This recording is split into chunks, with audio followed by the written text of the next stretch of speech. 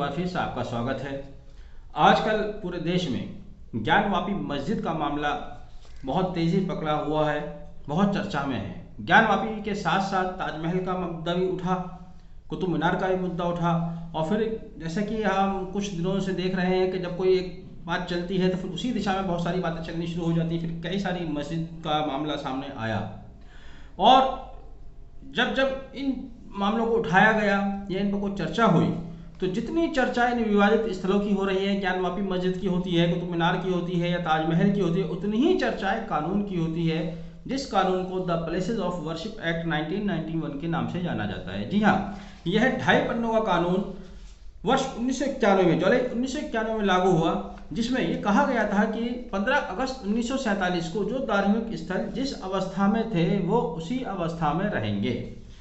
अब ये 2.5 पन्नों का कानून तमाम तरह के विवादों के ऊपर, मंदिर और मस्जिद, गुरुद्वारा और चर्च के ऊपर लागू होता है, उन धार्मिक स्थलों के ऊपर लागू होता है जिनकी स्थिति 15 अगस्त 1947 को जैसी थी वैसी ही बनी रखी जाएगी। ये इस कानून का उद्देश्य है, इस कानून के उद्देश्य में बताया भी गया है।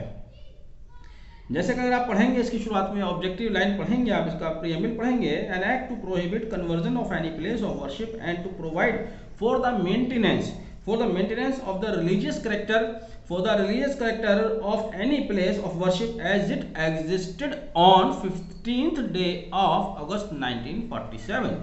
यानी कि 15 अगस्त 1947 को जो धार्मिक स्थल जैसा था वो वैसा ही बना रहेगा। 2.5 पन्नों का कानून मेरे हाथ में है, जिसको मैंने बताया प्लेसेस ऑफ वर्शिप एक्ट 1991 के नाम से जाना जाता है। यहाँ पर मैं यह भी बता दूं कि इस कानून में केवल 8 धाराएं हैं, केवल 8 सेक्शन, 2.5 पन्नों का ये कानून। लेकिन इन 8 सेक्शन में इस तरह से उलझाया गया है कि अगर आप कोई रिलीफ लेना चाहते हैं आपको रिलीफ नहीं मिलेगा। अगर आप इस कानून का प्रयोग दूसरी पार्टी करना चाहती है तो वो अपने प्रयोग में अपने फायदे के लिए नहीं कर सकती है। कुल मिला के एक ऐसा कानून के सब लोगों को इसमें उलझाए रखा जाए। साथियों, जब हमारा देश आज़ाद हुआ तो कांग्रेस पार्टी के हाथ में सत्ता आई, और वो सत्ता उनको अंग्रेज़ों से मिली। अंग्रेज़ों की जिस तरह की नीति थी सभी जानते हैं, बहुत तेज तर्रार, चालाक किस्म के लोग थे। वही चालाकी वो आगे छोड़ गए। अब इस बात से आप ये मत समझ लेना कि मैं कांग्रेस से किसी राजनीतिक पार्टी के विरुद्ध जाकर बात कर रहा हूँ। दरअसल मैं तो राजनीति कहता हूँ कि हमाम है और हमाम में सभी नंगे हैं। कांग्रेस के हाथ में आई विरासत, और ये विरासत कांग्रेस ने आगे अपनी और पार्टीज को सौंपी। दूसरी पार्टी भी उसी ढर्रे पर चल रही है। ऐसा नहीं है कि कोई दूध का धुला है देश में, सब लोग इन्हीं तरह के राजनीति कर रहे हैं। बहरहाल उस समय की सरकार ने कानून बनाया, क्या सोचकर बनाया, किस लिए बनाया, क्यों बनाया, उसका मकसद मैंने बता दिया प्रीएम्बल से, लेकिन वो मकसद कितना अचीव किया जाएगा इस बात की कोई गारंटी नहीं है। अगर इसकी धारा 3 देखें आप, धारा 3 साफ साफ कहती है, no person shall convert any place of worship of any religious groups domination और any section thereof into a place of worship of a different section of the same religious। पढ़ने से ऐसा लगता है कि बड़ा स्ट्रिक्ट कानून है कि अगर आप सेम रिलीजन्स के हैं लेकिन आपका जो मत है वो उससे भिन्न है, जैसे कि हमारे यहाँ मुसलमानों में सुन्नी है, शिया है और बहुत सारी चीज़ें हैं, वो भी आपस में किसी एक संप्रदाय के वर्शिप प्लेसेस को कन्वर्ट नहीं कर सकते। Of a different section of the same religion denomination or of a different religious denomination or any section thereof। Section 3 साफ साफ कहती है कि कोई भी व्यक्ति किसी के धार्मिक स्थल को दूसरे धार्मिक स्थल में परिवर्तित नहीं करेगा। अब इसके सेक्शन 4 देखिएगा। सेक्शन 4 उसको और फॉर्म कर देती है, कहती है, it is hereby declared that the religious character of a place of worship, उसका रिलीजियस कैरेक्टर वही रहेगा प्लेस ऑफ वर्शिप का जो कि 15 अगस्त 1947 को था, shall continue to be the same as it existed on that day. 15 अगस्त 1947 को किसी धार्मिक स्थल का जो अस्तित्व था, जो शक्ल थी, उसकी फिजिकल बनावट थी, जिस मत के लिए था वो वैसा ही रहेगा, उसमें चेंज नहीं किया जाएगा। और बहुत बढ़िया बात है, ये थी सेक्शन 4 सबसेक्शन 1। अब सेक्शन 4 सब सेक्शन 2 देखिए कितना अच्छा इसमें इन्होंने प्रोविजन दिया है। If on the commencement of this act any suit, appeal और other proceeding with respect to the conversion of the religious character of the place of worship existed on 15 August 1947 is pending before any court, tribunal or other authority, the same shall be abate, and no suit, appeal or other proceeding with respect to any such matter shall lie on or after commencement in any court, tribunal or the authority. अगर 15 अगस्त 1947 को जिस समय कानून बना, किसी धार्मिक स्थल के संबंध में कोई वाद विवाद चल रहा है, कोई सूट चल रहा है, कोई अपील चल रही है, वो अबेट हो जाएगी, उसको अबेट कर दिया जाएगा।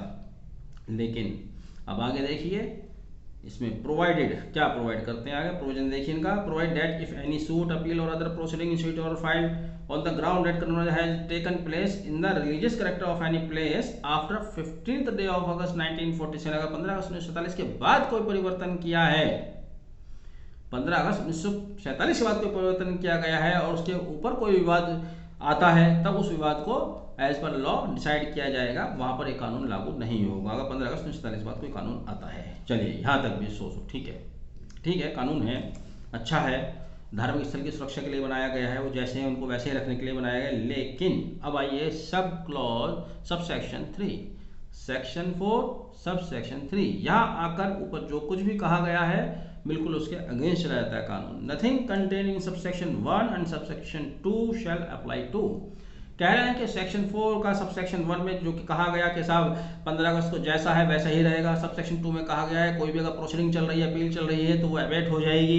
लेकिन कहते हैं कि सब क्लॉज 3 में कहते हैं कि 1 और 2 यहाँ पर लागू नहीं होगा। कहाँ पर लागू नहीं होगा? Section 4 sub section 3 sub clause A देखिएगा। Any place of worship referred in the said subsection which is an ancient and historical monument or an archaeological site or remains covered by the Ancient Mountains and Archaeological Sites and Remains Act 1958 or any other law for the time being।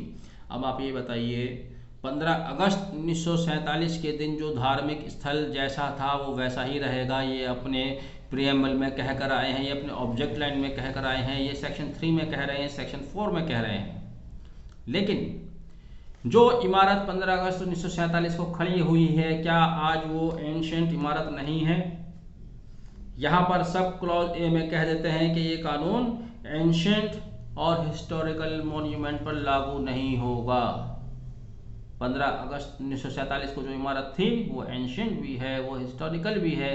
अगर वो ancient और historical है तो उस पर ये कानून लागू नहीं होता। किस तरह का इन्होंने बेहूदगी इस कानून को बनाने में की है या कहे चालाकी की है, क्या मकसद ये इस कानून से ये हासिल करना चाहते थे, क्यों इस कानून को बनाया गया?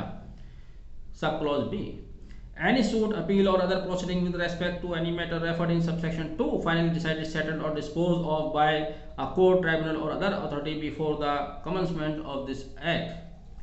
अगर कोई भी अपील या सुनवाई होती है तो वो matter referred to subsection decided, settled, dispose of by court और tribunal authority before the commencement of this act, वो डिसाइड की जाएगी इस कोर्ट के द्वारा।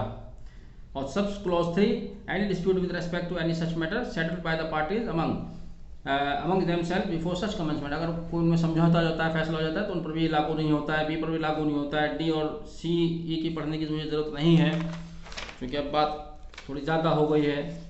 आगे सेक्शन 5 दिया गया, उसको बताने जरूरत नहीं। बाबरी मस्जिद उन्होंने पहले ही से बाहर कर दिया था कि बाबरी मस्जिद जन्मभूमि के ऊपर ये कानून लागू नहीं होता है। सेक्शन 6 में हालांकि सज़ा भी दी है कि साहब 3 साल का पनिशमेंट हो सकता है, फाइन भी हो सकता है कोई अगर इसका वायलेशन करेगा।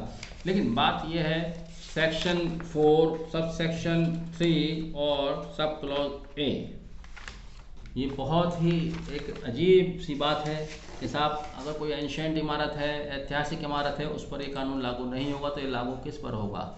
क्या नई इमारतों पर लागू होगा जो आज बन रही हैं? अगर आज कोई इमारत बन रही है उस पर कोई विवाद क्यों होगा? बहरहाल आज ज्ञानवापी मस्जिद के मामले में सुनवाई है और वो सुनवाई इसी कानून पर होगी और उसमें कोर्ट का निर्णय क्या आता है, किस आधार पर निर्णय किया जाता है, ये तो आपको समय ही बताएगा। बहरहाल आपने वीडियो आखिर तक देखा, वीडियो आखिर तक देखने के लिए बहुत बहुत धन्यवाद। Thank you, have a nice day.